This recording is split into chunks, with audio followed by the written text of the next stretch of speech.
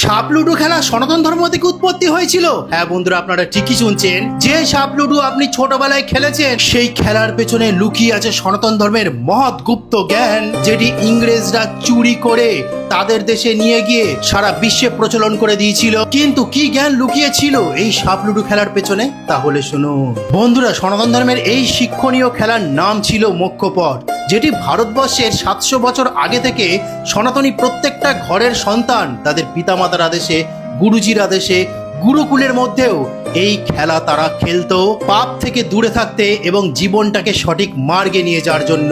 এই বোর্ডের ছকের মধ্যে যেখানে যেখানে সাপের মুখ থাকতো সেখানে লেখা থাকতো কাম, ক্রোধ, লোভ, মোহ, ঈর্ষা। অর্থাৎ যদি তুমি সাপের মুখে পড়ো তাহলে তোমার নিচের দিকে আসতে হবে। এবং এই মোক্ষপাঠ বোর্ডের ছকের মধ্যে যেখানে যেখানে সিঁড়ি থাকতো সেখানে লেখা থাকতো সর্বদা সত্য কথা বলবে, সর্বদা দান করবে, সর্বদা ঈশ্বরের প্রতি ভক্তি করবে, ভগবানের দেওয়া উপদেশ জ্ঞান সেইগুলো নিজের মধ্যে অর্জন করবে। এইভাবে আমাদের সনাতন ধর্মের সন্তানরা যখন এই খেলাটি খেলতো তখন সেই ছোটবেলা থেকেই তাদের মস্তিষ্কে সত্য, দান, জ্ঞান, ধার্মিক হওয়ার সমস্ত জ্ঞান অর্জন হয়ে যেত। এবং কি কি করলে জীবনে পতন হয়ে যাবে, কাম করলে, ক্রোধ করলে, এসব থেকে তারা দূরে থাকতো। ফলে সমাজে একটি সুসন্তান গড়ে উঠত। আর সর্বশেষে 100 নম্বর ছকে সেখানে মোক্ষ প্রাপ্তির কথা বলা হয়েছে।